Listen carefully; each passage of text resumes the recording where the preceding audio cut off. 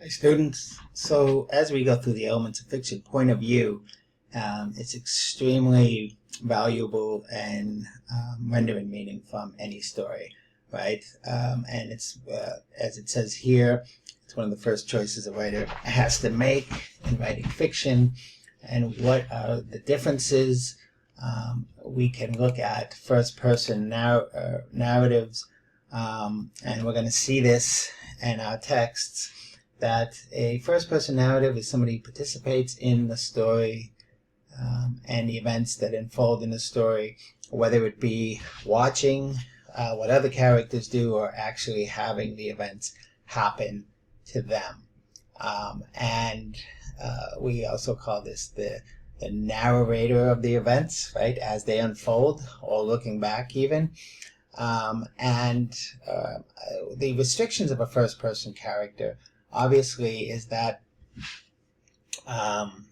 you cannot go inside the head of or the heart of other characters. So if I'm in a room with you and I'm looking at your face, I can't say, she was thinking that, or he was thinking that. What I have to say is, it looked, by the look on their face, on his face, her face, it seemed to me that they were thinking, because I can't read your thoughts. I can only read your face.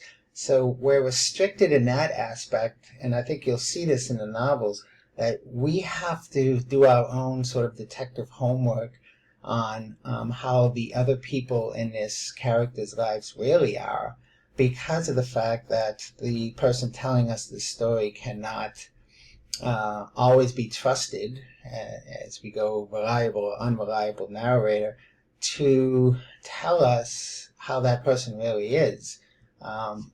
And so that is the restriction of the first person. The benefit of the first person is that we feel that they are explaining these events and they were there, so they would know more than somebody who they would be really explaining the emotion of the event because it affected them personally.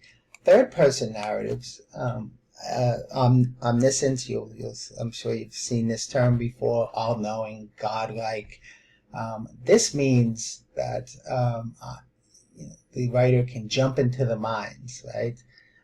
Gatsby was thinking how Daisy never really came clean with him about how much she loved Tom. And then Tom knew that, so we're jumping into different minds, different hearts of the characters, and it's really freeing and sometimes easier for the reader to gain the perspective of the personalities and the inner conflicts of the characters, because we don't have to be limited to a witness that is just reading faces, reading behaviors. Now we can actually jump in and read the minds of every character in the story. And there is such thing as limited omniscience, right? And so a single character experiences this, so we go inside the mind of one character, and of course first-person narrative usually is limited omniscient because of the fact that the person themselves are describing what's going on in their mind. But when a limited omniscient is used in stories, that we can jump into the minds of a few characters, but not all. So we're looking at how a character was affected and what they thought of, but we don't see what the other characters around them are thinking. And so the objective narrator, of course, is the narrator tells a story from an objective or a dramatic point of view, remaining entirely outside the character's mind. So these point of view is important when you apply it to these stories, because you can't take the writer's opinion as fact if they're involved in the story themselves, right?